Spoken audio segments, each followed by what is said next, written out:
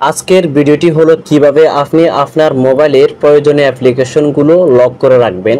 কোনো অ্যাপ্লিকেশন লাগবে না, আপনি আপনার মোবাইলের সেটিংস থেকে প্রয়োজনীয় অ্যাপ্লিকেশনগুলো লক করে রাখতে পারবেন।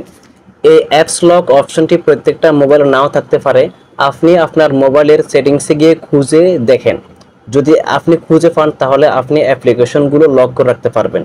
আমার মোবাইলটা হচ্ছে রেডমি 12C অর্থাৎ রেডমি 12C। যাদের রেডমি 12C আছে আপনারা সবাই আপনাদের মোবাইলে এই অপশনটা পাবেন।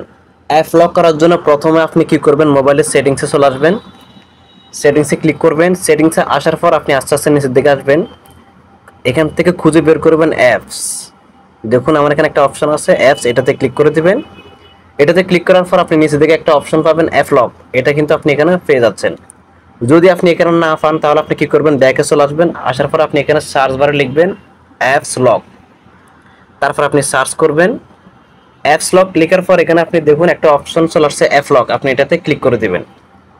এটাতে ক্লিক করার পর এরপরে নিচের দিকে একটা অপশন আছে টার্ন অন, আপনি এটাতে ক্লিক করে দিবেন। এটাতে ক্লিক করার পর আপনাকে লক দিতে বলবে প্যাটার্ন, আপনি আপনার লকটা দিয়ে দিবেন। আমি আমার মতো করে দিচ্ছি। প্রথমবার লক দেওয়ার পর এরপর আবার দিবেন সেম লকটা, তারপর লকটা দেওয়ার পর এরপর আপনি কি করবেন, নেক্সটে ক্লিক করে দিবেন।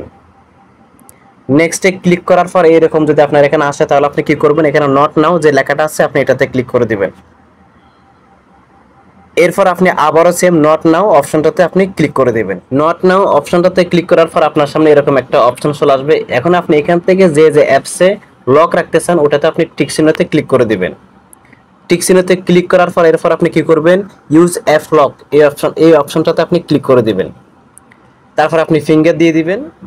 এখন আপনার এখানে সমস্ত অ্যাপ্লিকেশন দেখাবে, আপনি এখান থেকে যে অ্যাপ্লিকেশনে লক রাখবেন ওটা আপনি অন করে দিবেন, আর যেটাতে রাখবেন না ওটা অফ করে রাখবেন। তো ভিডিওটি যদি ভালো লাগে লাইক মাস্ট, এবং আপনি যদি এই চ্যানেলের নতুন দর্শক হয়ে থাকেন তাহলে চ্যানেলটি সাবস্ক্রাইব করে দিন এবং পাশে থাকা বেল আইকনটি অল করে দিন পরবর্তী কোনো ভিডিওর নোটিফিকেশন পাওয়ার জন্য।